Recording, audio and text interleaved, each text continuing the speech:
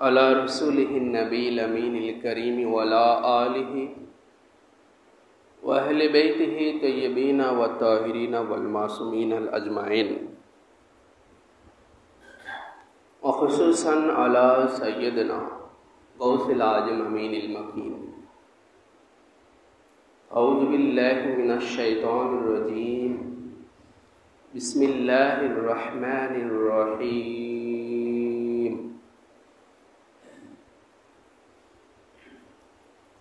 ان اللہ علیم بذات الصدور، صدق اللہ العلی العظیم وصدق رسولہ النبی الحبیب الکریم، وقال علیہ الصلاۃ والسلام: احب اللہ لما یغزوکم من نعمہ وحبونی لحب اللہ تعالی وحبوا اہل بیتی لحبی، او کما قال علیہ الصلاۃ والسلام۔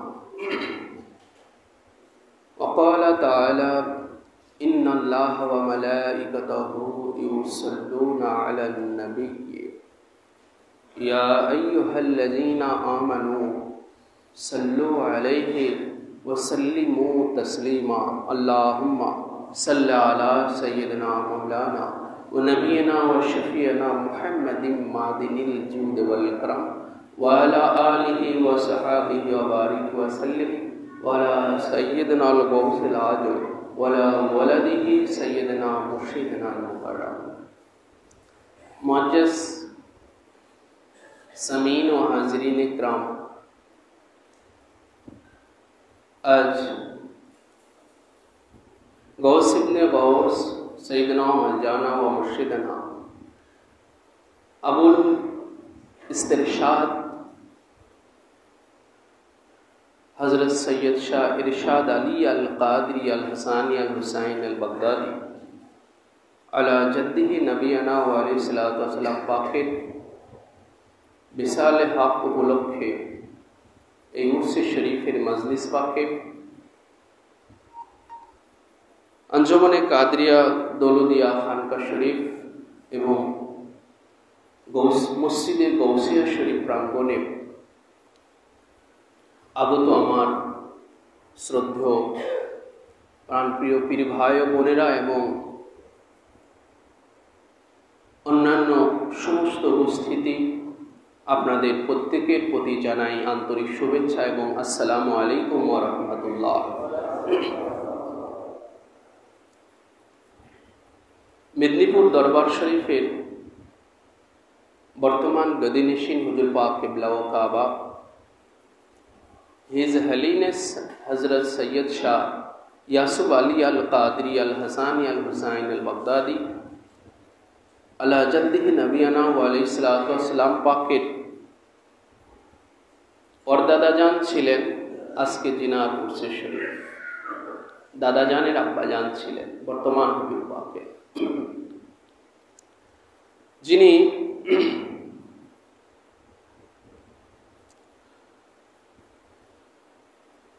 তেরোশো এক হিজরির, এটা 1446তম হিজরি, 1301 হিজরির মুহররম মাসের 3 তারিখে কলকাতার 51 নম্বর বাসা পাকে, তালতলার 51 নম্বর বাসা পাকে তিনার বেলাদত পাক তাশরিফ আওয়ারি হয়েছিল। যে বাসা পাকটায় মওলা পাক তিনি সর্বপ্রথম কলকাতায় যে বাসা পাকে এসে উঠেছিলেন, তালতলার 51 নম্বর বাসা পাক, মওলা পাক প্রথম ওই বাসা পাকে ওঠেন তালতলার। এরপরে ওখান থেকে মওলা পাক তিনি 22 নম্বর খানকা পাক করেন। 22 নম্বর খানকা পাক কলকাতায় যেটা, এটা মওলা পাকের করা। তো ওই 51 নম্বর বাসা পাকেই আজকের জেনার উরসে শরীফ ওনার বেলাদত পাক হয়েছিল 1301 হিজরির 3রা মুহররমুল হারাম, মুহররম মাসের 3 তারিখে। হুজুর পাক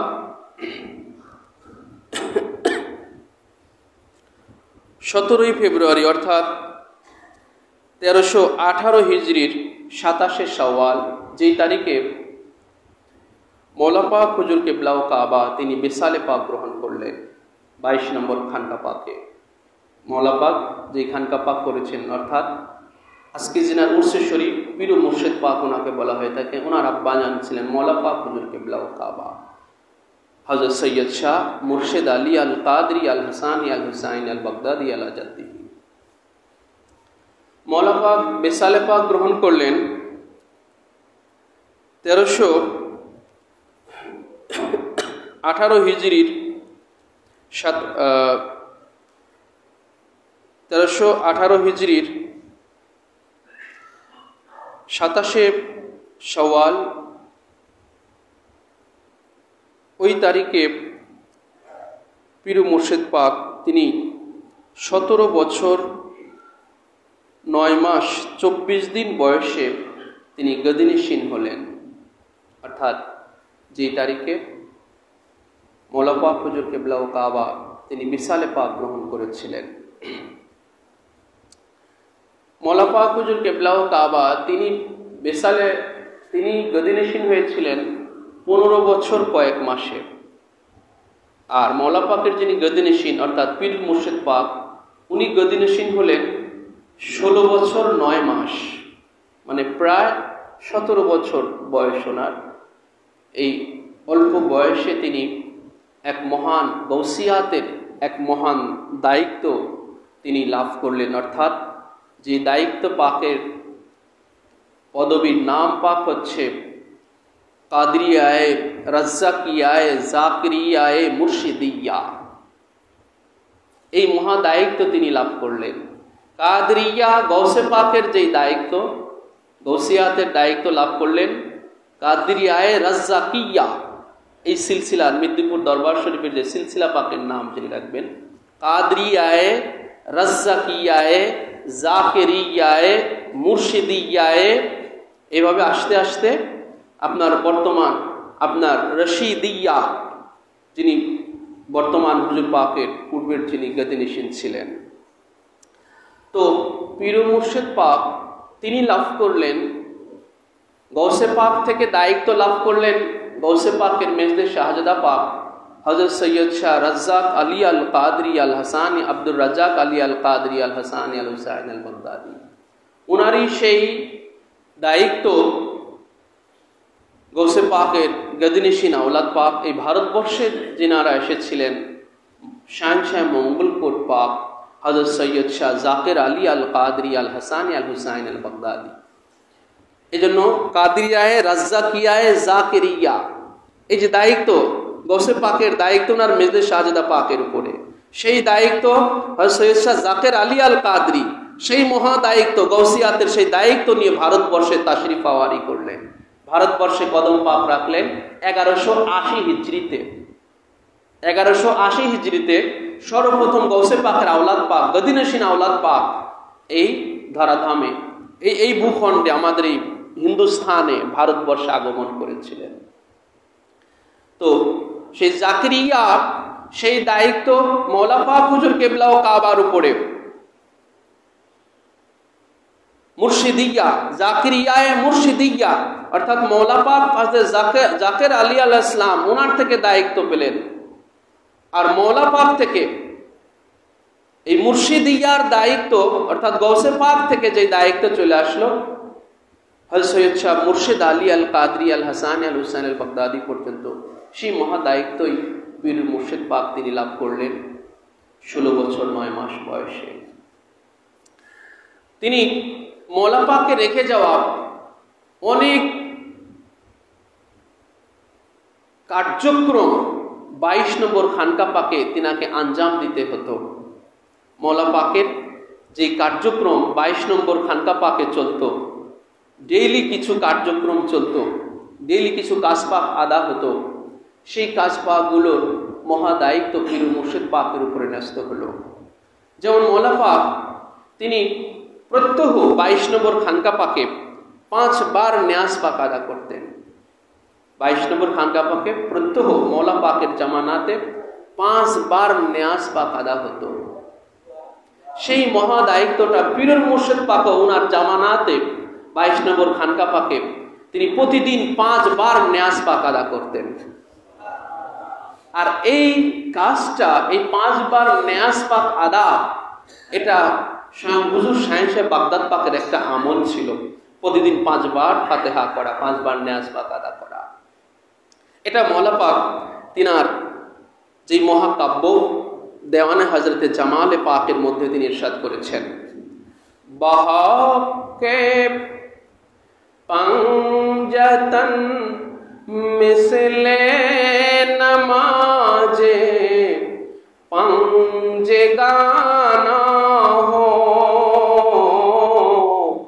नियाज अक सर आदाया गौसे मोहियो दीने जिलानी नियाज अक सर आदाया गौसे मोहियो दीने जिलानी। जो मौला पाक ध्यान पाकर मध्य लिखेছেন যে বাহাক্কে पंजतन मिसले नमाजे पंजे गाना हो, अर्थात बाहक्के बोले खुदार वास्ते, खुदा बाहक खुदार वास्ते बाहक्के पंजतन मिसले नमाजे पंजे गाना हो, बोले पाक पंजातনের ন্যায়, পাক পাঞ্জাতন যে 5 জন আছেন, 5 জন পবিত্র সত্তা আছেন, এই পাক পাঞ্জাতনের ন্যায় এবং পাঞ্জে গানার ন্যায় বাহাক্কে পাঞ্জাতন মিসলে নামাজে পাঞ্জে গানা হো, বলে পাক পাঞ্জাতন যেমন 5 জন, 5 জনের ন্যায় এবং পাঞ্জে গানা নামাজ যেমন 5 ওয়াক্ত নির্দিষ্ট টাইমে। পাঞ্জে গানা নামাজ সব কি বলেন, নির্দিষ্ট টাইম, নামাজ নির্দিষ্ট টাইমের উপর নির্ভরশীল। নামাজের নির্দিষ্ট টাইম আছে, এই ওক্ত ঠিক এই সময় থেকে এই সময় পর্যন্ত, এই ওক্ত এই সময় থেকে এই পর্যন্ত, তাই না? নির্দিষ্ট একটা টাইম আছে।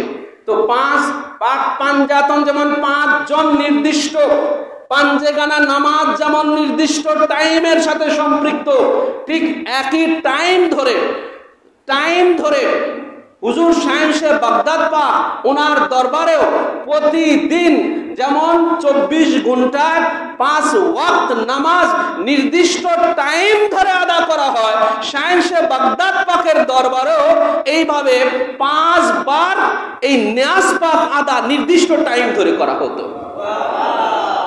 সেটা মৌলা পাক ধ্যান পাকের মধ্যে তুলে ধরেছেন। এই গৌসে পাকের সেই আমলটা করতেন মৌলা পাক 22 নম্বর খানকা পাকে। ওই একদম টাইম ধরে আপনার 2টা 11 মিনিট থেকে এই নিয়াজ পাক আদা শুরু হতো, রাত 2টা 11 মিনিট হতে, রাত 2টা 11 মিনিট হতে নিয়াজ পাক আদা শুরু হতো। দ্বিতীয়টা হতো সকাল 9টায়। এভাবে 5 বার নিয়াজ পাক আদা হতো, কখনো ফল দিয়ে, কখনো ফুল দিয়ে, কখনো চকলেট দিয়ে, কখনো বাদাম দিয়ে, কখনো শুধু পানি দিয়েও নিয়াজ পাক আদা হতো, শুধু পানি দিয়ে ফাতিহা করা হতো। পীর মুর্শিদ পাকের জীবনী পাকে এইভাবে আসছে। তো এই সকালবেলার প্রত্যেক এই নিয়াজ পাক আদার এক একজনের দায়িত্ব বন্টন করা ছিল।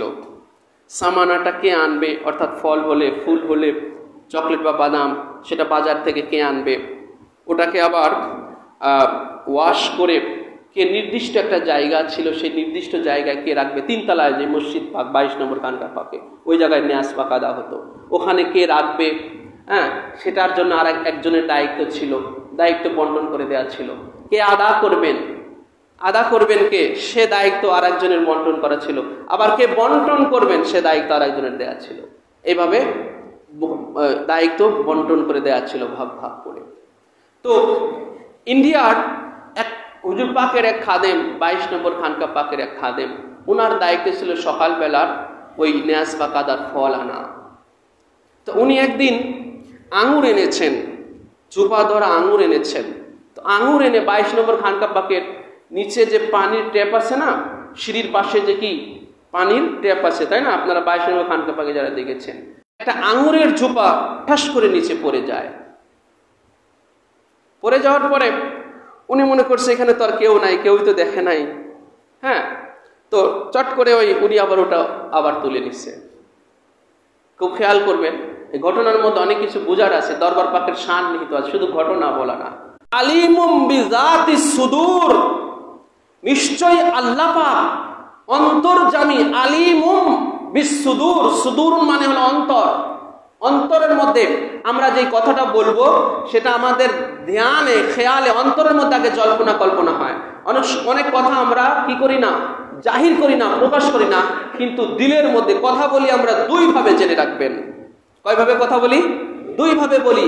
একবার হলো একরকম বলি হচ্ছে মুখে জাহির করে, যেমন আমি জাহির করতেছি, জাহির যেটা আমি করতেছি আপনারা শুনতে পাচ্ছেন, বুঝতে পারতেছেন। কিন্তু আর একটা হলো আমরা মনে মনে বলি। আর একটা কি করি বলেন? মনে মনে বলি। আমরা অনেক সময় বলি না যে আমার মনটা এই কথা বলতেছে, মনে মনে বলি আমরা। এই জন্য আমরা বলি কয়ভাবে বলেন? দুই ভাবে বলি। একটা হলো মুখে মুখে বলি, আর একটা মনে মনে বলি। এই দুই ভাবে আমরা কথা বলি। তো আমরা মুখে যেটা বলি ওটা আমরা, মুখের কথা আমরা সবাই শুনতে পাই, কিন্তু আপনার মনে মনে যেটা বলেন ওটাকে আমি শুনতে পাই? আমি মনে মনে যেটা বলি আপনি কি সেটা শুনতে পান? কিন্তু আমি যেটা মনে মনে বলি, আপনিও যেটা মনে মনে বলেন, সেটা জানেন কে? আল্লাহ। কে জানেন বলেন? আল্লাহ। আর আল্লাহর জাত যিনারা জেনে রাখবেন, এই যে মনে মনে বলাটা অন্তর্যামী, এই মনে মনে বলাটা আল্লাহর জাতে যিনারা আছেন, আল্লাহর রঙে রঞ্জিত যিনারা আছেন, তিনারা আমার আপনার মনের মধ্যে মনে মনে যেটা আমরা বলি ওটা ওনারা শুনতে পান। তেমনি একজন মহান সত্তা ছিলেন পীর মুর্শিদ পাক হযরত সৈয়দ শাহ ইরশাদ আলী আল কাদরি আল হাসানি আল হুসাইন। হুজুর পাক ভাই আসেন হুজরা শরীফে, নিচতলায় ফল ধুতেছেন উনি, ফলের জোপা একটা পড়ে গেছে, ওখানে কেউ ছিল না, কেউ দেখে নাই। হুজুর পাক হুজরা শরীফে পেরেশান হয়ে গিয়েছেন। পেরেশান হয়ে আরেকজনকে ডাকলেন, বলে দ্রুত ইন্টারনালি মার্কেটে চলে যাও। ওই 22 নম্বর খানকা পাক থেকে আপনার পূব পাশে যেই মার্কেটটা ইন্টারনালি মার্কেট, সেই মার্কেটে দ্রুত চলে যাও এবং আবার আঙ্গুর ফল নিয়ে তাড়াতাড়ি ধুয়ে যথা আগের যেটা রাখা আছে, আগে যেটা রাখা আছে সেটাকে ঠান্ডা করে দাও। হুজুর পাক ওটাকে ঠান্ডা করে দাও। ওটা ওখান থেকে সরিয়ে, কিচ্ছু বলতেছেন না হুজুর পাক, আগে কিচ্ছু বলতেছেন না, আগে কাজ যথাসময় আবার কাজ আগে আদায় হতে হবে, কারণ এটা মওলা পাকের কাজ, এটা মওলা পাকের কাজ করতেছেন উনি। ওইটাকে ওখান থেকে সরিয়ে হুজুর পাক আবার আঙুর ফল আবার আনিয়ে আবার যথা স্থানে রাখলেন। আদা হয়ে গেল। আদা হওয়ার পর বন্টন হয়ে গেল। কেউ কিছু জানে না যে কেন আগেরটাকে সরানো হলো, কিন্তু ওই যে খাদেম ওইটা করেছিলেন, ওই যে নিচে পড়ে যাওয়া ফল আবার উঠিয়েছিলেন। হ্যাঁ, সন্ধ্যার আগেই বিকেলের মধ্যেই ওনার কান ফুলে গেল, ওনার কান ফুলে ডেবডেবা হয়ে গেল এবং রাতের মধ্যে উনি ভীষণ জ্বরে আক্রান্ত হয়ে গেলেন। কানের ব্যথায় উনি চরমভাবে আক্রান্ত, জ্বরে আক্রান্ত হয়ে গেলেন। তখন হুজুর পাক বললেন, হ্যাঁ, তখন হুজুর পাক সবাই তো মানে বিষয়টা বোঝা হয়ে গেল। তখন সে যখন এই ভুল স্বীকার করলো যে আমি তো এই ভুল করে ফেলেছি, যার কারণে আমার এই পরিণতি হয়েছে, তো হুজুর পাকের কাছে যখন সবাই ক্ষমা প্রার্থী হলো ওনার হয়ে, তখন হুজুর পাক বললেন যে ও এটা কেন করলো, ও কেন এটা করলো। হুজুর পাক শুধু একটাই বললেন। তো আবার অন্যান্য খাদেম ভাইরা হুজুর পাকের কাছে মাপ চেয়ে নিলেন ওনার হয়ে। হুজুর পাক মাফ করে দিলেন এবং বললেন ওকে একটা টিকিয়া খাইয়ে দাও। হুজুর পাক ট্যাবলেটকে টিকিয়া বলতেন, ট্যাবলেটকে টিকিয়া বলতেন, বলে একটা টিকিয়া খাইয়ে দাও ওকে। ওনাকে যখন একটা টিকিয়া খাওয়া দেওয়া হলো, উনি একদম অভরে ঘুমে পড়ে গেলেন। সারা রাত উনি মানে ঘুমে চলে গেলেন, ব্যথাটা তার কিচ্ছু নাই। সকালবেলা উনি সম্পূর্ণ সুস্থ হয়ে গেলেন। এই যে দেখেন ভাই, আঙুর ফল ধোয়ার সময় নিচে পড়ে গেলে ওটা খাওয়া কিন্তু নাজায়েজ হয় না। কি হয় না বলেন? খাওয়া কিন্তু নাজায়েজ হয় না। কিন্তু এটা হলো এই দরবার পাকের শান, যে যেটা নিচে পড়ে গিয়েছে ওটা দ্বারা আর আদা হবে না। এটার এই দরবার পাকের শানগুলো, এই দরবার পাকের মর্তবাগুলো, এগুলো শরিয়াতের ঊর্ধ্বে। শরিয়াত হলো যে আঙ্গুর ফল নিচে পড়ে গেলে ওটা খাওয়া নাজায়েজ হয় না, ওটাও খাওয়া জায়েজ আছে, কিন্তু দরবার পাকের, খানদান পাকের ঘরের এটা শান হচ্ছে যে পড়ে যাওয়া জিনিস আর আদা হবে না। বুঝতে পারলেন? পড়ে যাওয়া জিনিস আর কি হবে না? আদা হবে না। এটা হলো এই দরবার পাকের শান। তো পীর মুর্শিদ পাক তিনি এত আলিমুল গায়েব ছিলেন এবং আলিমুম বিতাকদীর, তাকদীরের উপরে ওনার এত জ্ঞান ছিল, মানুষের তাকদীরের উপর ওনার এত জ্ঞান ছিল। যেমন মানুষের হায়াত, এটা কার কত হায়াত, এটা মানুষের তাকদীর। আমার তাকদীর আপনি জানেন না, আপনার তাকদীরও আমি জানি না। হুজুর পাকের জীবনী পাকে তাসকিরায়ে জামিলের মধ্যে একখানা ঘটনা আসছে। হুজুর পাকের একজন মুরিদ ছিলেন কবি কায়কোবাদ, আপনারা অনেকে নাম শুনেছেন।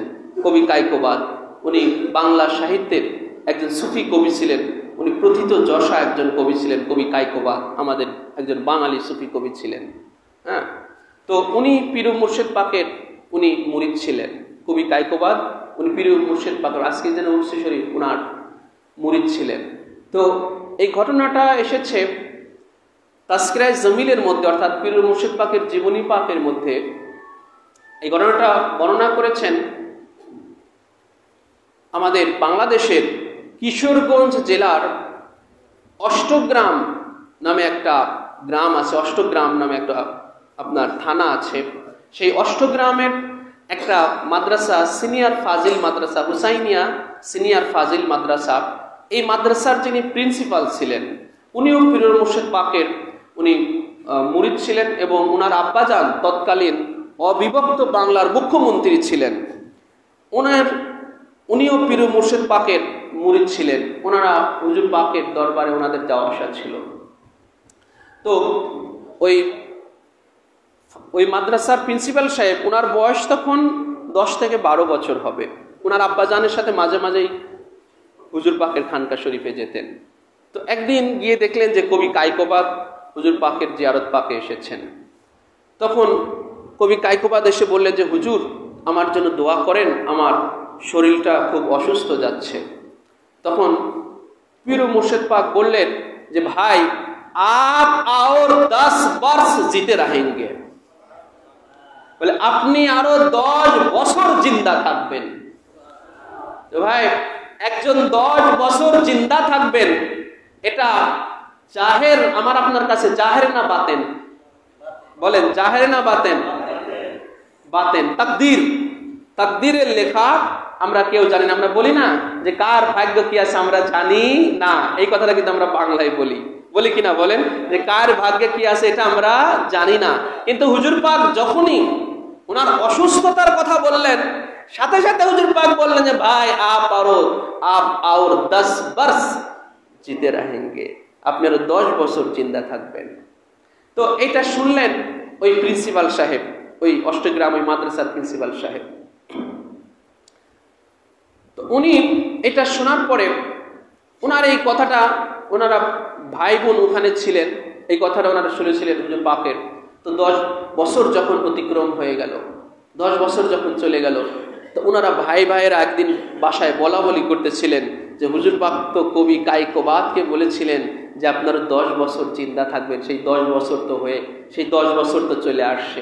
ওনারা ঠিক যেই দিন এই কথাটা ওনাদের বাসায় বলা বলি করতেছিলেন, ঠিক তার পরের দিনই পত্রিকায় আসছে, কলকাতার এক পত্রিকায় আসছে যে কবি কায়কোবাদ অসুস্থ হয়ে তিনি হাসপাতালে ভর্তি আছেন।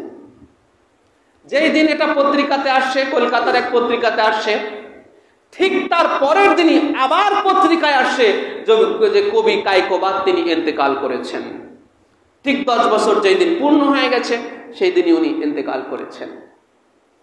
তো এই যে দেখেন পীর মুর্শিদ পাক, এই যে আল্লাহর যারা ওলি, মাদারে জাত ওলি, জামানার গৌস যিনারা, এনারা মানুষের তাকদীর জানেন। এনারা মানুষের কি বলেন? তাকদীর জানেন। কিন্তু কারোটা প্রকাশ করেন আর কারোটা প্রকাশ করেন না। কারণ সবারটা যদি প্রকাশ করে দেন তাহলে দুনিয়া অচল হয়ে যাবে, দুনিয়া চলবে না। আল্লাহর ওলিরা যদি ওনাদের মুখ খোলেন, জেনে রাখবেন দুনিয়া অচল হয়ে যাবে, দুনিয়া চলবে না। হুজুর পাক এমন আলিমুম বিল গায়েব তিনি ছিলেন, তিনি তাকদীরের উপরে, অদৃশ্যের উপরে ওনার এত জ্ঞান ছিল। এবং তিনার জীবনী পাকে এরকম অসংখ্য ঘটনা আসছে যে তিনি আলিমুম বিসসুদূর ছিলেন, তিনি অন্তর্যামী ছিলেন। অন্তর কি বলে, দূর থেকে অন্তর কি বলে, ভক্তের অন্তর কি বলে, কি জল্পনা কল্পনা চলতেছে, উনি খানকা শরীফে বসে বসে উনি সব জানতে পারতেন। হুজুর পাকের 22 নম্বর খানকা পাকের যে ইলেকট্রিক মিস্ত্রি ছিল তার নাম ছিল ইয়ারউদ্দিন। খুব গভীর মনোযোগ খেয়াল করবেন, ওনার নাম ছিল ইয়ারউদ্দিন। ছোট্ট অল্প বয়স ছিল, হ্যাঁ, অল্প বয়সে সে একটা রোগাগ্রস্ত ছিল। 22 নম্বর খানকা পাকে আসার পর সেই রোগ থেকে সে মুক্তি লাভ করে। তারপর হুজুর পাকের ওই খানকা শরীফের খেদমতে সে কাজ করত, বৈদ্যুতিক সমস্ত কাজগুলো করত, আর বাজারের কিছু সদাই করার তার দায়িত্ব ছিল। একদিন সকালবেলা তাকে বাজারে সরকারি ফান্ডের টাকা দিয়ে তাকে বাজার করার জন্য পাঠানো হয়েছিল ইয়ারউদ্দিনকে।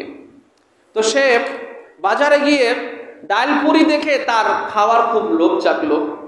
তো তার নিজের কাছে কোনো টাকা ছিল না, ওই সরকারি যেই টাকা তাকে দেওয়া হয়েছিল বাজার করার জন্য, সেই সরকারি টাকা থেকে সে 2 আনা সে ডাল পুরি এবং চা খেয়ে নিল। 2 আনা ভেঙে ডাল পুরি এবং চা খেয়ে নিল, যেটা খাওয়ার হুকুম তার ছিল না। খুব খেয়াল করবে, এটা খাওয়ার হুকুম তার ছিল না।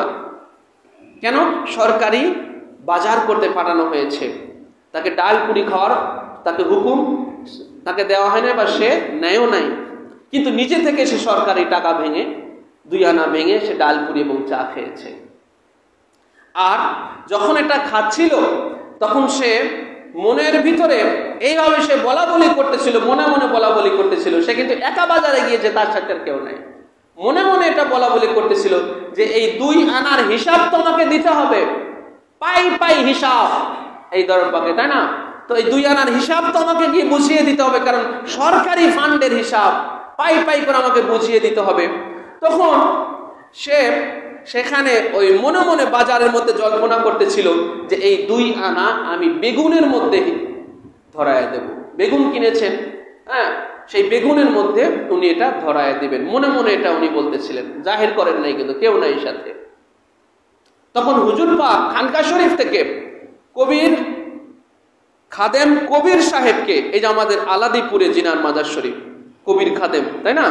কবির খাদেম, এই যে আলাদিপুরের যে খাদেম ছিল, পীর মুর্শিদ পাকের খাদেম ছিল কবির খাদেম। ওই কবির খাদেম ওনাকে তখন হুজুর পাক বললেন যে হুজুর পাক ওনাকে বললেন যে যখন সে এই জল্পনা কল্পনাগুলো করতেছিল, তখন হুজুর পাক তিনি খানকা পাকে বসে বসে, সে এখনো বাজার থেকে ফিরে নাই, খানকা পাকে বসে বসে হুজুর পাক বললেন যে সোকরাটো बाजार लाने से बंदा का पास ले आना, बाजार कैसा हुआ देखेंगे। হুজুর পাক বললেন যে সোকরাটো বাজার লানে সে, সোকরাটা যখন বাজার নিয়ে আসবে, ওই সোকরাটা যখন বাজার নিয়ে আসবে তাহলে বাজার সহ বান্দার কাছে নিয়ে আসবা। হুজুর পাক নিজেকে বান্দা বলতেন সবসময়, কখনো আমি আমার। হুজুর পাক এটা কখনো বলতেন না। মানে আমিত্বকে কতটা বিসর্জন দিলে একজন শুধু নিজেকে বান্দা বলতে পারেন। দেখেন, ওনারা এহকাল পরকালের বাদশাহ, ওনারা বাদশাহ, যেহেতু ওনারা রাসূলুল্লাহ সাল্লাল্লাহু আলাইহি ওয়াসাল্লামের বংশধর। হুজুর শাহেনশাহ বাগদাদ পাক যিনি সরওয়ারে কৌন মাকা, হুজুর শাহেনশাহ বাগদাদ পাক সরওয়ারে কৌন মাকা, যিনি दोनों জাহানের যিনি সরওয়ার, হুজুর শাহেনশাহ বাগদাদ পাক, তারই গদিনশীন হচ্ছেন পীর মুর্শিদ পাক, মৌলা পাক। মৌলা পাক নিজেকে সবসময় ফকির বলতেন, নিজেকে ফকির বলতেন, কখনো আমি আমার এটা বলতেন না। আর মৌলা পাকের গদিনশীন পীর মুর্শিদ পাক উনি নিজেকে বান্দা বলতেন। তো বলতেন যে এই সোকরাটাকে এই বান্দার কাছে নিয়ে এসো। তো ইতিপূর্বে হুজুর পাক কখনো বাজার দেখেন নাই, দেখেন এর আগে কখনো বাজার দেখেন নাই, কিন্তু আজকে বাজার দেখতে চেয়েছেন যে কি কি বাজার করা হলো আমি একটু দেখব। তো যখন সে ইয়ারউদ্দিন সে যখন খানকা পাকে ডায়রা পাকে যখন চলে আসলো, আসার পর কবির খাদেম হুকুম পাক মোতাবেক তাকে হুজরা শরীফে নিয়ে গেলেন, বাজার সহ হুজরা শরীফে নিয়ে গেলেন। হ্যাঁ, বাজার সহ যখন হুজরা শরীফে নিয়ে যাওয়া হলো, সমস্ত বাজারগুলো হুজুর পাকের সামনে নামানো হলো, পীর মুর্শিদ পাকের সামনে নামানো হলো। নামানোর পরে হুজুর পাক একটা একটা করে দেখতেছেন, একটা একটা করে দেখতেছেন। সর্বশেষ হুজুর পাক ঠিক যখনই জিজ্ঞাসা করেছেন যে এই বেগুন কত করে কিনেছো, দেখেন হুজুর পাক বললেন বেগুন কত করে কিনেছো, শুধু একটা কথা জিজ্ঞাসা করলেন। কারণ ওই যে সে কিনেছে তো অনেক কিছু, কিন্তু যে ডাল পুরি খেয়েছে ওই হিসাবটা কিসের মধ্যে দিতে চেয়েছিল বলেন? বেগুনের। হুজুর পাক বেগুনের কথা বলে যে বেগুন কত করে কিনেছো। যখনই হুজুর পাক এই কথাটা জিজ্ঞাসা করলেন, জিজ্ঞাসা করা মাত্রই সেই ইয়ারউদ্দিন একটা চিৎকার দিয়ে কান্নায় ভেঙে পড়ে হুজুর পাকের কদম পাকে পড়ে গেলেন, হুজুর পাক আমাকে মাফ করে দেন। কারণ তার তো আর কিছুই বুঝার বাকি নাই যে হুজুর পাক কোনোদিন বাজার দেখেন না, আজ কেন বাজার দেখতেছেন, আর কোন সদায়ের কথা জিজ্ঞাসা করলেন না, কেবলমাত্র বেগুনের কথা জিজ্ঞাসা করলেন। ইয়ারউদ্দিনের কি আর বোঝা কিছু বাকি আছে বলেন? হুজুর পাকের পায়ের উপরে পড়ে গেছে, হুজুর পাককে মাফ করে দেন, আমার ভুল হয়ে গেছে। তখন হুজুর পাক বললেন, খুব গভীর মনোযোগ দেখেন, হুজুর পাক তখন বললেন যে ভাই ইসিলিয়ে তুমকো বুলায়া থা, আমি এই কারণে আজকে তোমাকে ডেকেছি, আমি কোনোদিন তো তোমাকে ডাকি না, আমি তো এর আগে কোনোদিনই তোমাকে ডাকি না, কিন্তু আমি এই কারণে আজকে তোমাকে ডেকেছি। তুম আজ দোনো আনা লোগো তুমহারা নফস মোটা হো যায়গা, বলে এই 2 আনা করে করে এক সময় তোমার নফসটা অনেক মোটা হয়ে যাবে। নফসটা কি হবে? অনেক মোটা হয়ে যাবে। এই জন্য আমি তোমাকে শুরুতেই হুজুর পাক বললেন তুম লড়কে হো, তুমি বাচ্চা আছো, তো ছোট ছিল তখন, ছোট। হ্যাঁ, তুম লড়কে হো, তুমি তো বাচ্চা আছো, কুছ জানতে হো নেহি, তুমি আসলে কিছু জানো না, তুমি তো ছোট মানুষ। হুজুর পাক তাকে কি করতেছেন? সংশোধন করতেছেন। কি করতেছেন বলেন? সংশোধন করতেছেন। তুমি তো বাচ্চা আছো, তুমি তো কিছু জানো না। यही वास्ते तुमको হুশিয়ার करने को लिए बुलाया था, এই জন্য আমি তোমাকে সতর্ক করার জন্য আমি তোমাকে ডেকেছি, শাস্তি দেওয়ার জন্য না। কি করার জন্য না?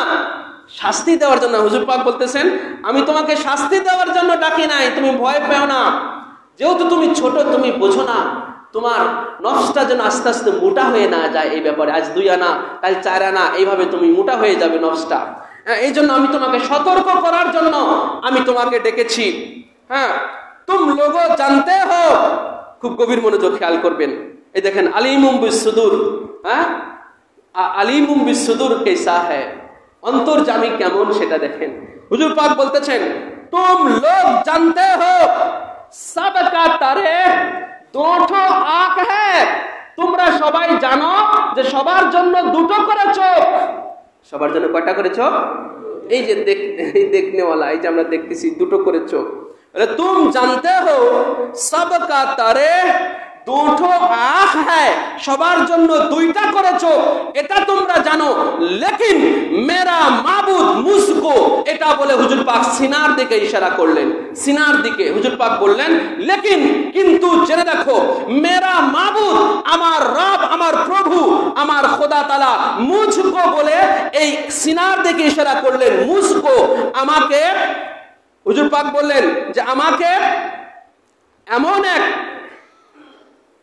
আল্লাহ মেরা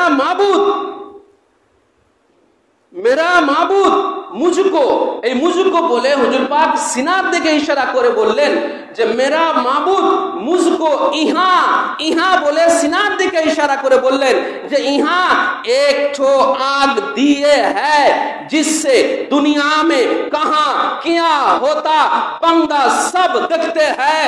বলে মেরা মাবুদ আমাকে এইখানে এমন একটা চোখ দিয়েছেন, তোমাদের শুধু এখানে 2টো চোখ দিয়েছেন কপালের নিচে, আর মেরা মাবুদ আমার সিনার মধ্যে এমন একটা চোখ দিয়েছেন যেই চোখ দিয়ে দুনিয়ার কোথায়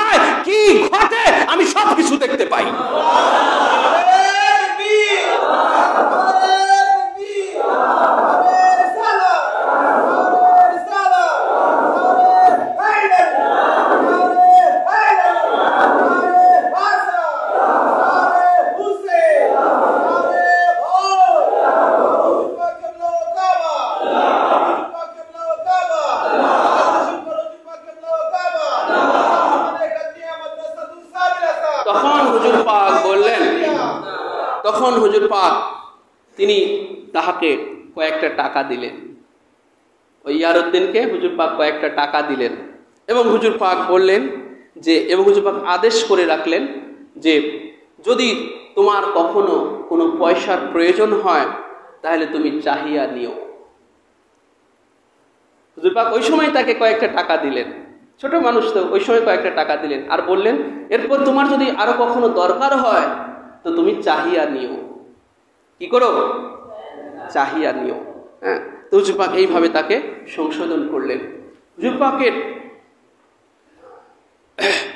পাক ওনার এক হিন্দু ভক্ত ছিল 22 নম্বর খানকা পাকের, আলিমুম বিস সুদূর। কেমন আমি একটা একটা করে আপনাদের কোরআন পাকের আয়াত পাক যে আল্লাহ পাকের এই সিফতটা, এই যে অন্তর্যামী, এটার এই গুণটা মূলত আল্লাহ পাকের, কিন্তু আল্লাহ পাক তার খাস বান্দাদের বিরুদ্ধে দেখেন কিভাবে এই গুণটা দিয়ে রেখেছেন।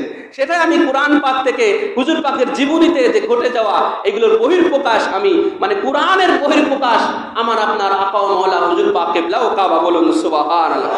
কোরআনের বহির্প্রকাশ, আল্লাহর জাতের বহির্প্রকাশ এনারা, আল্লাহর সিফাতের বহির্প্রকাশ এনারা, আল্লাহ পাকের সিফাতের বহির্প্রকাশ। তো হুজুর পাকের এক হিন্দু ভক্ত ছিল, হ্যাঁ, তার নাম ছিল সিধু। 22 নম্বর খানকা পাকের পাশেই এক হিন্দু ভক্ত ছিল, তার নাম ছিল সিধু।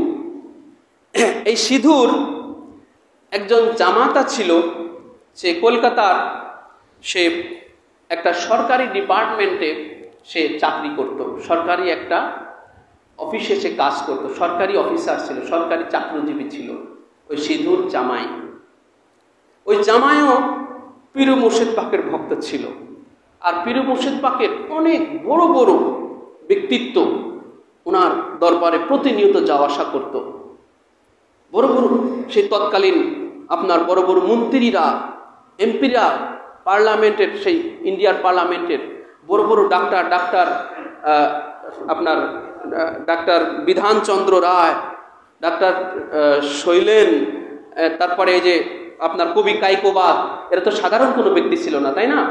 হ্যাঁ, এই তারপর আপনার তৎকালীন মুখ্যমন্ত্রী, অবিভক্ত বাংলার মুখ্যমন্ত্রী আপনার খান বাহাদুর সাহেব, মানে এই যে জিনার কথা বললাম, আর ওই খান বাহাদুর সাহেবের ছেলেই ছিল হলো ওই অষ্টগ্রাম মাদ্রাসার আপনার প্রিন্সিপাল, অর্থাৎ বর্তমান ট্রাস্টি বোর্ডের যিনি বর্তমান হুজুর পাকদের ট্রাস্টি বোর্ড করে দিয়েছেন, এই ট্রাস্টি বোর্ডের যিনি সেক্রেটারি, হ্যাঁ, মুমতাজিম হোসেন ইলতিয়াম সাহেব, ওনারই আব্বাজান ছিলেন ওই মাদ্রাসার প্রিন্সিপাল। ওই মাদ্রাসাটা এখনো ভালোভাবে চলছে। আমাদের ট্রাস্টি বোর্ডের যিনি সেক্রেটারি সাহেব, উনি ওই মাদ্রাসার দায়িত্বে দেখভাল করতেছেন। তো সেই খান বাহাদুর সাহেব, তৎকালীন অবিভক্ত বাংলার খান বাহাদুর সাহেব, উনিও পীর মুর্শিদ পাকের মুরিদ ছিলেন। তো এরকম অনেক ব্যক্তিত্ব ছিলেন। তো সিধু তার ওই জামাতা, সে হুজুর পাকের ভক্ত ছিল। একদিন সে ওই তার আবার একটা আপনার বদ অভ্যেস ছিল, খুব খারাপ জঘন্য অভ্যেস ছিল, সে ঘুষ গ্রহণ করত।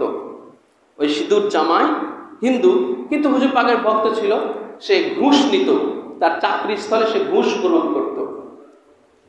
তো একদিন সে ঘুষের টাকা দিয়ে, খুব গভীর মনোযোগ খেয়াল করবেন, একদিন ঘুষের টাকা দিয়ে সে কলকাতার নিউ মার্কেট আছে না, কলকাতার নিউ মার্কেট গেছেন দেখে, তাই না?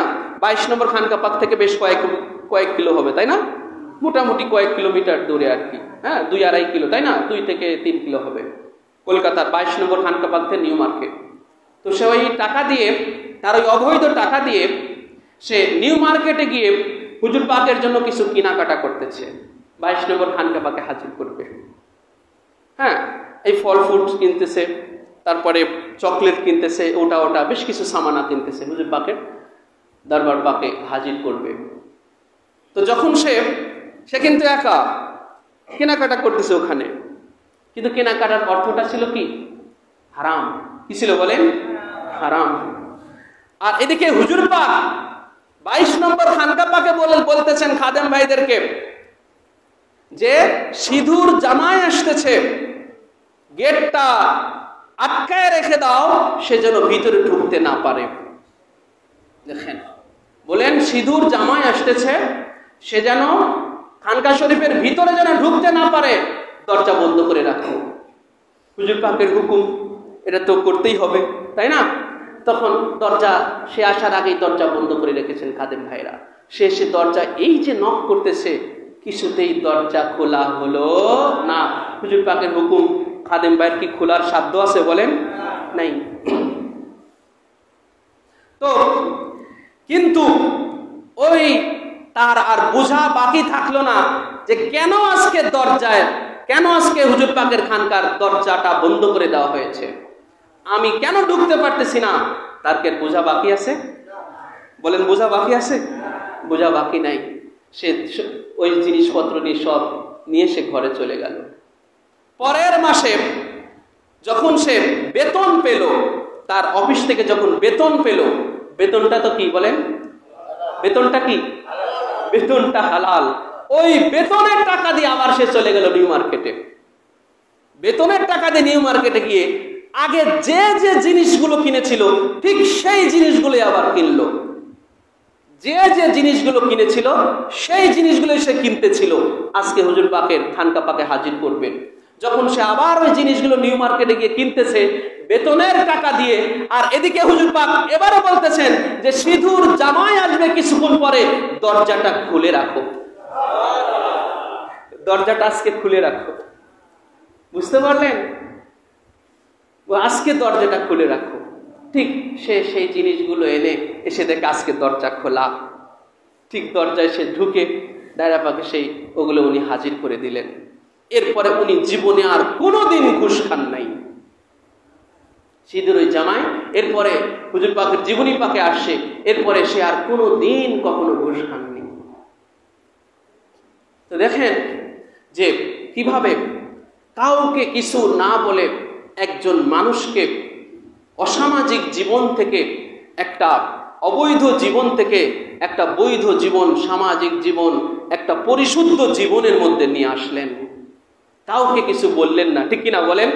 তাকেও কিছু বললেন না যে তুমি অবৈধ পয়সা দিয়ে তুমি আমার কাছে তুমি হাদিয়া নিয়ে এসেছো, তোহফা নিয়ে এসো, আমি এগুলো দিতে পারবো না, এগুলোও বললেন না। এগুলো বলা প্রয়োজন হলো না, ঠিক কিনা বলেন? এগুলো বলার দরকার হলো না। কেউ কিছু জানলো না, কাউকে তিনি কিছুই বললেন না। মাঝখান থেকে ওই সিঁদুর জামাই একা একই গায়েবী ভাবে, মানে অদৃশ্য, আড়ালে আড়ালে সে পরিশুদ্ধ হয়ে গেল, একদম পরিশুদ্ধ হয়ে গেল। সেই হারামগুলো ছেড়ে দিল। হুজুর পাক এত দয়াশীল ছিলেন, তিনি ওনার হুজরা শরীফের দরজা 24 ঘন্টা খোলা থাকত। 24 ঘন্টা খোলা থাকতো। ওনার জামানার ব্যাপারে এরকম, ওনার জামানাটা এরকম ছিল। পীর মুর্শিদ পাকের ওনার হুজরা শরীফের দরজা 24 ঘন্টা খোলা রাখতেন।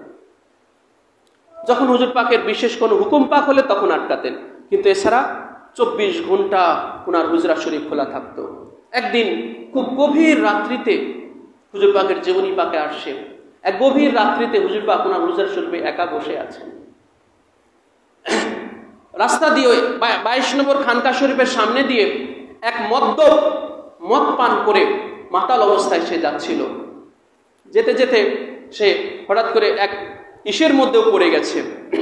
মদ্যপ অবস্থায়, মাতাল অবস্থায় সে একটা ড্রেনের মধ্যে পড়ে ড্রেনের ময়লা তার গায়ে জড়িয়ে গেছে। সেই ময়লা নিয়ে আবার যখন খানকা শরীফের পাশ দিয়ে যাচ্ছিল, সে মাতাল অবস্থায় বুঝতে না পেরে সে কি হয়েছে, হুজুর পাকের হুজরা শরীফের মধ্যে ঢুকে পড়ছে।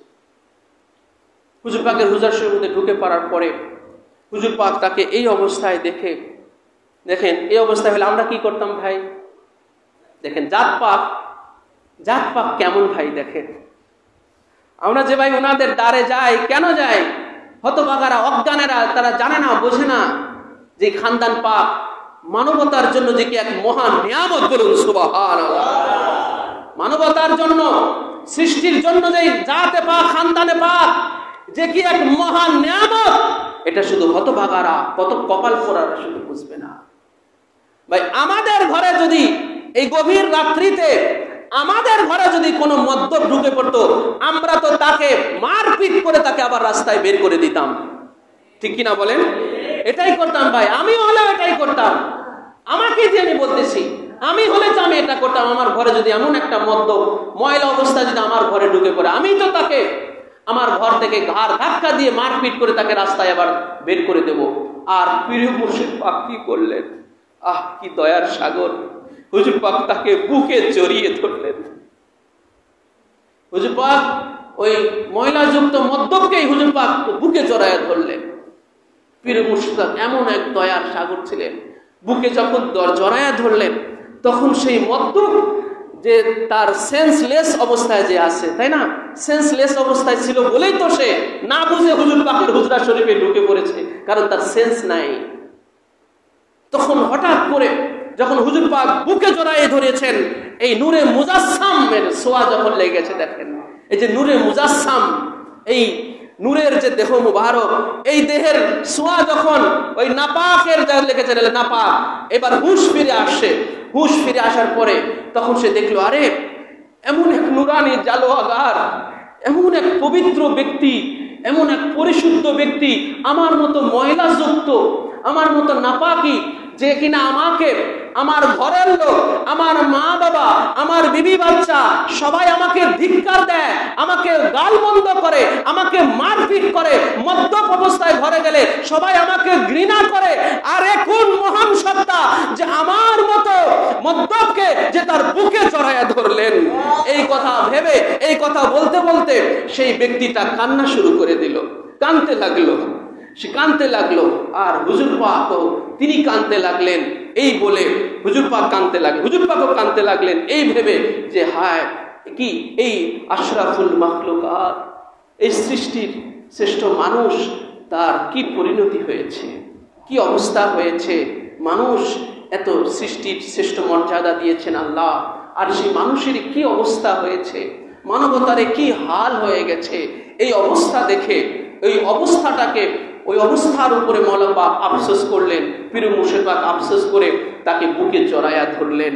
ওই যে সেই ব্যক্তিটা ওই দিনের পরে থেকে সারা জীবনের জন্য মদ খাওয়া ছেড়ে দিল। ওর জীবনে আর কোনোদিন মদ খায় না, একটা পরিশুদ্ধ সামাজিক জীবনে সে ফিরে আসলো। সামাজিক জীবনে দেখেন, এটাই হলো জাত পাক ভাই, যে ওনারা এভাবেই মানুষকে গোমরাহি থেকে হেদায়েতের উপর নিয়ে আসেন, বিপদ থেকে সুপথের উপরে এইভাবে ওনারা নিয়ে আসেন, মানুষকে বুকে টেনে মানুষকে দূরে সরিয়ে দিয়ে নয়। এটাই হলো আওলাদে পাকের মিশন, এটাই হলো ওলি আল্লাহদের মিশন। মানবতাকে শেষ করে দিয়ে কোনো ধর্ম নাই, মানবতাকে আগে রক্ষা করতে হবে, তাই না, মানবতাকে শেষ করে দিয়ে কোনো ধর্ম নাই। হুজুর পাক এভাবে তাকে পরিশুদ্ধ জীবন দান করলেন। হুজুর পাক কিবলা ও কাবা, জিনার রেহলাত পাক, জিনার বিসালে পাকের উপরে আর দুটো কথা বলে আমি শেষ করব। সেটা হলেই যে যিনি মওলা পাকের ওরস পাকের 4 দিন আগে, কয়দিন আগে বলেন, 10 দিন আগে, কয়দিন, 10 দিন আগে মওলা পাকের বেসালে পাক গ্রহণ করেছিলেন 17ই ফেব্রুয়ারি। কত ফেব্রুয়ারি? 17ই ফেব্রুয়ারি। আর হুজুর পাক তিনি পীর মুর্শিদ পাক তিনি 6ই ফেব্রুয়ারিতে তিনি বেসালে পাক গ্রহণ করেছিলেন। ওই 22 নম্বর খানকা পাকে পীর মুর্শিদ পাক তিনি বেসালে পাক গ্রহণ করেছিলেন। তো হুজুর পাক বেসালে পাকের পূর্বে বললেন যে এবারে আমি মওলা পাকের ওরসে পাকের 10 দিন আগে আমি মেদিনীপুরে আমি হাজির হয়ে যাব। এই যে দেখেন, খুব গভীর মনোযোগ খেয়াল করবেন। হুজুর পাক বললেন যে এবারে আমি প্রতি বছর ওরস পাকের দিন যান, হয়তোবা তারা একদিন আগে যান, বা ওরস পাকের দিন সকালে ভোরে যান, যেটা আমরা বড় হুজুর পাকের জামানায় সবসময় দেখেছি, তাই না। বড় হুজুর পাক সবসময় কলকাতা 4 নম্বর পাক থেকে খুব ভোরে বের হতেন, ওরস পাকের দিনে বের হতেন। তো পীর মুর্শিদ পাক ওনারও শিডিউল ওইটাই ছিল, কিন্তু যেই ফেব্রুয়ারিতে মওলা পাকের ওরস পাক, যেই ফেব্রুয়ারি 17ই ফেব্রুয়ারি, ওই ফেব্রুয়ারি মাস যখন চলে আসলো, পীর মুর্শিদ পাকের সেই 1953 সালের যেই আপনার ফেব্রুয়ারি মাস আসলো, পীর মুর্শিদ পাকের আপনার বেসালে পাকের সন হচ্ছে 1953, 6ই ফেব্রুয়ারি। আর হিজরি সনের চাঁদের হিসাবে হল আপনার 1372 হিজরি। 1372 হিজরি সনের 1372 হিজরির এই 21শে জুমাদিউল আউয়াল পীর মুর্শিদ পাক 22 নম্বর খানকা পাকে কলকাতায় বিশালে পাক গ্রহণ করেছিলেন আজকের এই তারিখে। তো হুজুর পাক বললেন যে এবারে আমি মওলা পাকের, আমার আব্বাজান হুজুর কেবলা ও কাবার মওলা পাকের ওরস পাকের 10 দিন আগে এবার আমি হাজির হয়ে যাব। তো যখন হুজুর পাকের এই কথাটা সারা ভারতবর্ষে যখন ছড়িয়ে পড়লো, সবাই আনন্দে আত্মহারা হয়ে গেল যে এবারে আমরা তাহলে 10 দিন ধরে আমরা হুজুর পাকের এই নুরানি চেহারা মুবারক আমরা জিয়ারত করতে থাকবো। সবাই আনন্দে আত্মহারা হয়ে গেল, কিন্তু হুজুর পাকের কথার রাজ তো আসলে কেউ বুঝে নাই। সবাই জাহিরি দিকটা বুঝেছে, কিন্তু বাতিনি দিকটা তো কেউ বুঝে নাই। সবাই 10 দিন আগে থেকে সবাই মানে খুশিতে সবাই মানে আত্মহারা হয়ে গেছে যে হুজুর পাক 10 দিন আগে যাচ্ছে, আমরাও 10 দিন আগে চলে যাব, 10 দিন ধরে হুজুর পাকের জিয়ারত পাক আমরা লাভ করব। কিন্তু 10 দিন পূর্বে অর্থাৎ 6 ফেব্রুয়ারিতে কলকাতার ওই 22 নম্বর খানকা পাকে রাত 10:55 হুজুর পাক যখন বিশালে পাক গ্রহণ করলেন, তখন সবাই বুঝতে পারলো যে হুজুর পাকের ওই কথাটার রাস কি ছিল। দেখেন ভাই, যিনারা ভাই অন্যের তাকদীর যিনারা বলতে পারে তার হায়াত কত, তোনারা নিজেদেরটা জানেন না। এনারাই হচ্ছে আলিমুম বিল গায়ব। এটা খোদা পালার একটা গুণ আল্লাহ পাক ওনাদের মধ্যে দিয়ে দিয়েছেন। এই জন্য সেই 10 দিন আগে উনি মওলা পাকের উরুস পাকের 10 দিন আগে বিশালে পাক গ্রহণ করলেন। ওনার তাবুত পাক চলে গেল। উনি বলছিলেন 10 দিন আগে আমি হাজির হব, 10 দিন আগেই উনি হাজির হলেন, কিন্তু বিশালে পাক হয়ে ওনার তাবুতে পাক সেই আপনার কলকাতা মেদিনীপুর দরবার শরীফ জোড়া মসজিদ পাকে হাজির হয়ে গেল। তো মওলা পাক যিনি ওনার হায়াতে পাকে মহাকাব্য রচনা করেছেন দেওয়ানে হযরতে জামিল, যেটাকে আমরা 22 পাক বলে থাকি, এবং নওহা পাক, কারবালার শানে যত কাসিদা পাক, এর বেশিরভাগই পীর ও মুর্শিদ পাকের লেখা। আমরা যেগুলো মহরম মাসে আমরা যে নওহা পাকগুলো করি, এগুলো পীর ও মুর্শিদ পাকের লেখা আজকে চিনা। তো ওনার 22 পাক থেকে ওনার একটা লাইন শুধু আপনাদের সামনে আমি তুলে ধরে আলোচনা শেষ করব। সেটা হলেই পীর ও মুর্শিদ পাক ওনার পাক জবানে ইরশাদ করেছেন, মুরদানা সমঝ लो मुझे ऐ लोगो खुदारा, ढूंढोगे जहाँ पाओगे मुर्दा तू नहीं मैं, ढूंढोगे जहाँ पाओगे मुर्दा तू नहीं मैं। পীর মুর্শিদ পাক, এটা ওনার 22 পাকের একটা লাইন, ওনার মহাকাব্য দেওয়ানে হযরত জামিল এর একটা লাইন। এটার মধ্যে উনি ইরশাদ ফরমালেন যে মুরদানা সমঝ লো মুঝে আয় লোগো খোদারা, হে খোদার বান্দারা, আয় এই বান্দাকে, আমাকে তোমরা মুর্দা ভেবো না কখনো। আমি শুধু পর্দার আড়ালে চলে গেলাম, এই জগৎ ছেড়ে আমি আরেক জগতে গেলাম, আমাকে তোমরা মুর্দা ভেবো না, কেননা ঢোগে যাহা পাওগে মুর্দা তু নেহি मैं, জাহানের যেখানে আমাকে খুঁজবে সেখানেই তুমি আমাকে পাবে। জাহানের যেখানে আমাকে ঢোগে যাহা পাওগে মুর্দা তু নেহি मैं, জাহানের যেখানে আমি খুঁজবে সেখানে আমাকে পাবে, আমি মুর্দা নই। সেই পীর মুর্শিদ পাকের উর্সে পাকে এসে আজকে আমরা বড়ই সৌভাগ্যবান। হুজুর পাকের ফায়েজ নিগাহ করম নেক তাওয়াজ্জু, আমরা অধম নালায়েক গুনাহগার পাপী তাপী বান্দা বান্দিরা যারা আমরা এই খানকা শরীফ, এই মসজিদ পাক, ইমামবাড়া শরীফে মাদ্রাসাতুল সাবিল হাসানে আমরা যারা হাজির হয়েছি, মওলা আমাদের প্রত্যেকের হাজিরাখানা কবুল মঞ্জুর করুন, আমিন। আমা আলাইনা ইল্লাল বালাগ। আসসালামু আলাইকুম ওয়া রাহমাতুল্লাহি ওয়া বারাকাতুহু।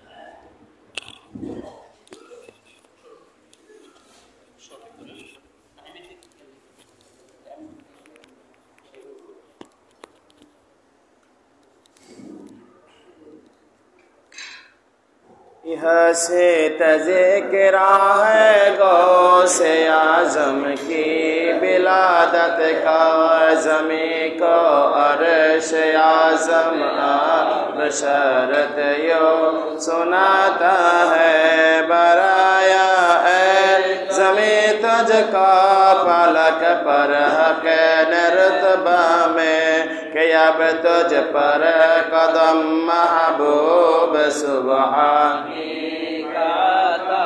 جلوہ افغان نور ربانی آیا مولد محبوب سبحانی آیا فرش سے عرش نورانی آیا محفل محبوب سبحانی کیوں نہ نازل ہو خدا کی رحمتیں یا بیان شاہ جیلانی آیا جس کا بغداد معلا یا تنہ یا سے دل بر کے مہمانی جو کھولو سے دل سے حاضر آئی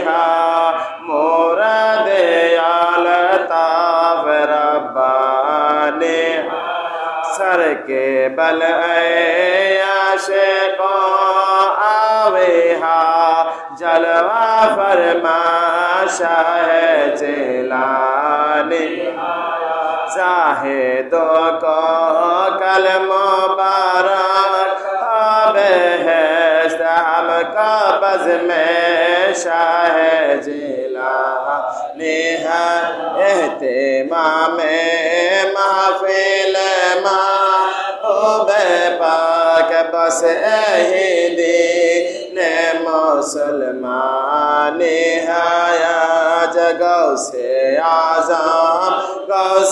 اعظم ہر گوری یہ کلام ان سے یو جانی آیا قادر ہے مدح خانے گو سے پاک اس لطف کاس ربا نہایا نکلا یہ نور نور رسالت ماب سے جیسے کہ کوئی عطر نکال گلاب سے کیوں کرنا ہو کہ ارس ملے ہے جناب کو حسنین سے علی سے رسالت ماب سے رابع نصیحت کا شعار حاکیان صفی گفتوار یوں سلسلہ جمن حقیقت ہے کہ سلسلہ پدری جناب غوثیت میں آپ کا منتہا ہوتا ہے حضرت حسن مجتبی تک اور وسط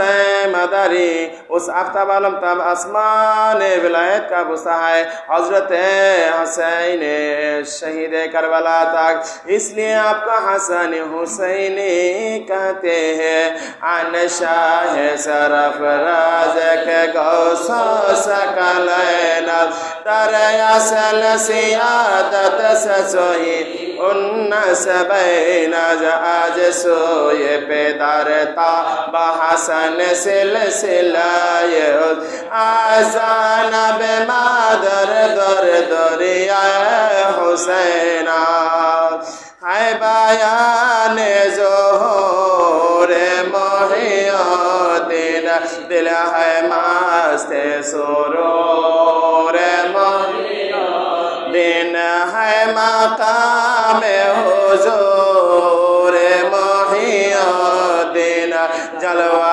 فرما ہے نور محی الدین غوث اعظم کی آمد ہے قطب عالم کی آمد ہے باغ محبوبیت کا جو گل ہے اس کی آمد کا شور ہے گل ہے کس مسرت میں جزو ہے کل ہے شوق میں یہ صدا یہ بل بل ہے غوث اعظم کی آمد ہے قطب عالم کی آمد ہے ذکر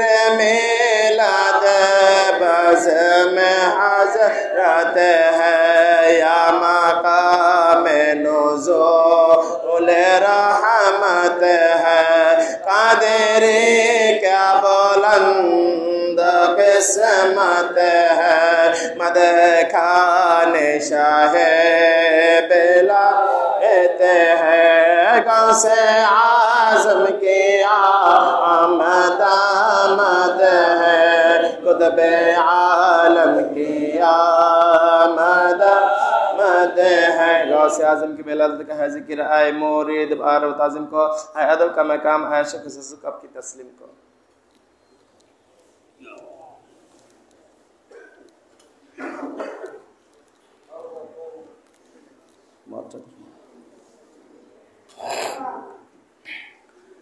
آئے عاشقان غوث ثقلین و آئے محبان نور العین حسنین جانو ارگاہ ہوگر شب گر رمضان المبارک شان 770 ہجری قدس کا محتاب علمتاب غوثیات نے اسلحہ بطہریہ حسانی و رحم مطہریہ حسینی و جوہر جمال خورشید مثال شبستان جہان کو روزہ روشن کر دیا اور اپنے اندام گلفم کے نکاحات سے کرستان زمین و زمان کو رشک گلستان بنا دیا یعنی جانب محبوبیات معاب مہر سے عظمت بختیاری کمر انوار برج شہری رسول صلی اللہ علیہ حبیب اللہ صلی اللہ علیہ مرتضی نور دے فاطمہ زہرا حضرت محبوب سبحانی قطب ربانی معشوق دین سیدنا مولانا ابو محمد محی الدین شیخ عبد القادر جیلانی حسن حسین علیہ الصلوۃ والسلام گیارے پوچھ حضرت حسن علیہ ممان مکرمین علیہ الصلوۃ والسلام سے باسط حضر خیر و برکت کے پیدا ہے تمام جین و ملاک حر و بشر جمال رسول دیکھر حاضر جان و دل سے فرتا شہدہ ہوئے اور وقت ولادت زبان مبارک سے مدی اللہ تقبل اللہ رب جاری تھا گوئے محبوب سبحانی سے صحاب قدرہ پر موجزہ تاری تقیب لگا ہے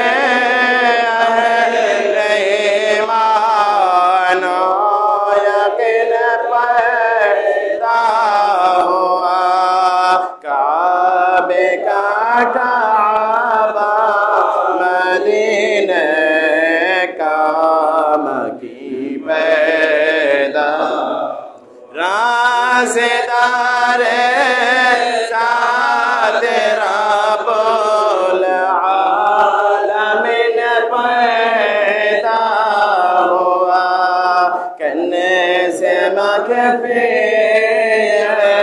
الہی کا یمین پیدا چڑے کے جس کے واسطے حسین حسی پیدا ہوا اب زمین پر شاہ دنیا و دین پیدا جسے کہ جد کے واسطے عرش بری پیدا ہوا آفری ساتھ آفری و شاہدین پیدا کھانا خاتون جنت میں بقول ناسکار عرش کے کرسی نشکا جانشین پیدا یادگار اہل بیت سے آل عبا جانشین شاہ ختم المرسلین پیدا ہوگا محی الدین محی ملت اسلام جو آج امیر المومنین پیدا آج گھر میں حضرت خیرالنساء کے مومنوں یادگار خسرب مردان دین پیدا مجھے اولاد علی میں صاحب حسن حسن بطن زہرا سے عجب پورے حسین پیدا اولیاء سے پہل بعد انبیاء مثل علی فیض بخش اولین و آخرین پیدا ذرائع میرے علی آل قادری چمکا کہاں ذرائع مرشد علی القادری چمکا ذرائع ارشاد علی القادری چمکا کر ذرائع مسترشد علی القادری چمکا ذرائع راشد علی القادری چمکا مہر یوجے آسمان چار من پیدا آج غفرا مجھے دیلا یا حیاسی کے حضور مظہر شان شفیع المذنبین پیدا ہو السلام غوث اعظم السلام قطب عالم السلام فخر آدم صلوات اللہ غوث شاہ بلایت صلوات اللہ علیکہ غوث بحر حقیقت صلوات اللہ علیکہ اے جامیل زارونا علی ہند میں از بس پریشان اس پر ہو چشم عنایت صلوات اللہ علیکہ یا السلام غوث اعظم السلام قطب عالم السلام فخر آدم صلوات اللہ الہی بھیجا میرے درود و سلام آلی و فاطمہ حسن حسین پر بمدام بلغ العلا بکمالہ کشفت تجا بجمالہ حسنت جمیع خصالہ صلو علیہ وآلہ سلم یا قوم بل صلو علی صدر امین مصطفیٰ مازن اللہ رحمت للعالمین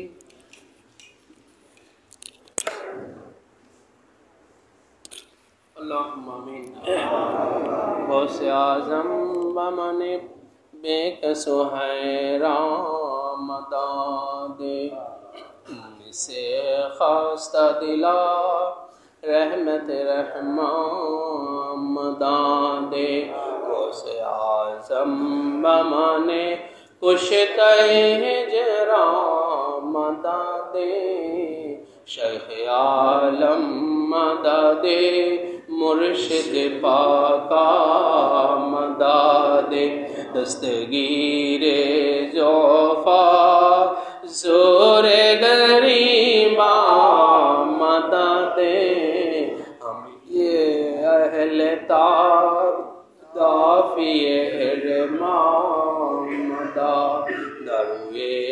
نیست بجوز لطف تو اے رشق مسیح سوئے تو آمدم طالب درمام منبع لطف و عطا رحمت عالم کرم مادین جود و سخا مظہر رحمان مدان کس نہ شد مثل تو اے والی رحمان و رحیم ہادی و رہبر و حامی مریدان مداد قادری رہبن گر از راہ الطاف و کرم امدا بر در سر تو پریشان مداد صدقے میں غوث پاک سبتین مصطفیٰ توبہ قبول کیجیے اے رحمت خدا ما کان محمد نبا احد من ذلکم ولکن رسول اللہ وخاتم النبیین وکان اللہ بکل شیء علیما ان اللہ وملائکتہ یصلون علی النبی یا ایہا الذین آمنوا صلوا علیہ وسلموا تسلیما اللہم صل علی سیدنا مولانا نبینا وشفیعنا محمد معدن الجود والکرم وعلی آلہ وبارک وسلم علی سیدنا الغوث العظیم وعلی ولدہ سیدنا مرشدنا المکرم اللہم صل علی سیدنا محمد وعلی آلہ الطیبین والطاہرین والمعصومین اجمعین اللہم صل علی محمد وعلی آل محمد الفاتحہ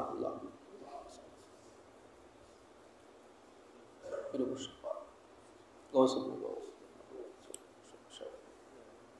اور سے پھر مجلس بات فتمہ فاتحہ شریف ادا کر دیوان حضرت جمال دیوان جبل پاک بادشاہ مثل پاک ادا کر حضور پاک جبری پاک تذکرہ پاک ادا کر سلام پاک قیام پاک ادا کر پاک پانجت اور علیہ الصلوۃ والسلام حضور شاہنشاہ بغداد پاک ابو محمد محی الدین شیخ عبد القادر جیلانی بغدادی پاک رسولہ مولا مادتل بن ترتی بچتی گستاخی معاف کرے دعا صحیح ہنجا صاحب عنایت کر مولا سرار کائنات جو پر نور جناب محمد رسول اللہ صلی اللہ علیہ وسلم روح مبارک مولا کائنات شیر خدا مولا مشکل کشا نظرانہ خاتون جنت پاک اطہار ماں خاتون سلام اللہ امامین کریمین حضرت امام حسن المجتبی حضرت امام حسین شہید کربلا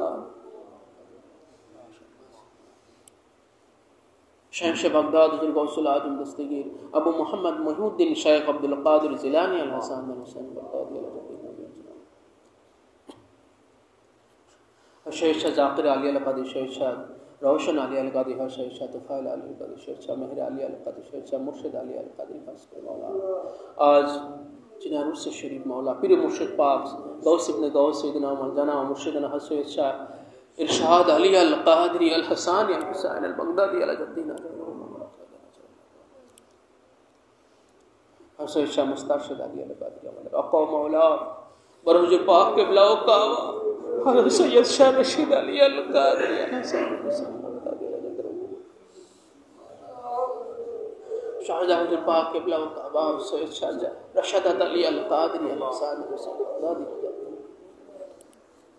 اے مولا مہربان پروردگار عالم مولا تمہار محبیب تمہار پیارا مولا غوث ابن غوث امد راقو مولا سیدنا مولانا و مرشدنا حضرت سید شاہ ارشاد علی القادری الحسانی الحسین البغدادی علی جدہ نبینا و علیہ السلام پاکے پوتر عرس شریف مجلس پاکے مولا امراوی پن بھومی پیر مرشد پاکے جانشین گدی نشین برحجر پاک بلاو کعبہ خانقہ شریف مسجد غوثیہ پاک مظلوم کربلا شہید کربلا سیدنا حضرت مولا حضرت جنہاں نام پاک مولا پورن بھومت پوتر امام सैयद शाह हजरत सैयदना मौलाना हजरत सैयद अली असगर अलैहिस्सलातु वस्सलाम पे इमाम बाबा शरीफ पे मौला শাহজাহান পাক কেবলা ও কাবার নাম পাকে প্রতিষ্ঠিত মাদ্রাসা তো সাবিল হাসানে আমরা যারা উপস্থিত হয়েছি গুনাহগার পাপী তাপী বান্দা বান্দিরা মওলা আমাদের প্রত্যেকের হাজিরাখানা কবুল করে নাও আমিন পীর মুর্শিদ পাকের নেক তাওয়াজ্জু আমাদের প্রত্যেকের নসিব আতা ফরমাও মওলা এই দুনিয়ার জিন্দেগিতে আমরা গুনাহগারেরা যেইভাবে এই খানদান পাকের দরবার পাকে আমরা হাজির হয়েছি কাল হাশরের ময়দানে এই খানদান পাকের দামানে আমাদের প্রত্যেকের মওলা হাশর নাশর কবুল ও মঞ্জুর করে নিও মওলা আমরা অধম নালায়েক গুনাহগার আমাদের ঈমানের কমজোরি আমাদের আমলের ঘাটতি পরকালে হিসাব দিয়ে আমাদের পরকালে পারি পাওয়ার উপায় নাই মওলা এই খানদান পাক এই মহান নিয়ামতের খাতিরে মওলা পরকালে এই খানদান পাকের দামনে মওলা আমাদের কবুল ও মঞ্জুর করে নিও জামানার ইমাম সৈয়দনা মৌলানা হযরত সৈয়দ শাহ ইয়াসুফ আলী আল কাদরি আল হাসান আল হুসাইন আল বাগদাদি বরৌজ পাক কিবলা ও কাবা উনারা জামানার ইমাম উনাদের ইমামতিতে হে আল্লাহ কাল হাশরের ময়দানে তোমার দরবারে আমাদের উপস্থিতি কবুল করে নিও मुर्शिद का करम लाया मुझे तादरे अक़दास महरूम न हो दस्ते दुआ शाबर शाबीर जो शाम मुसीबत को करे सुबह तमन्ना ओ गौसे मदद गारे हया शाबर शाबीर व सल्लल्लाहु तआला अला खैरिल खल्क़ि मुहम्मद व अला आलिहि व अहले बैत अजमाइन व खुसूसन अला सय्यिदिना अल गौसिल अजमामीनिल मकीन बिरहमतिका या अरहमर राहिमीन बहक़ ला इलाहा इल्लल्लाहु मुहम्मदुर रसूल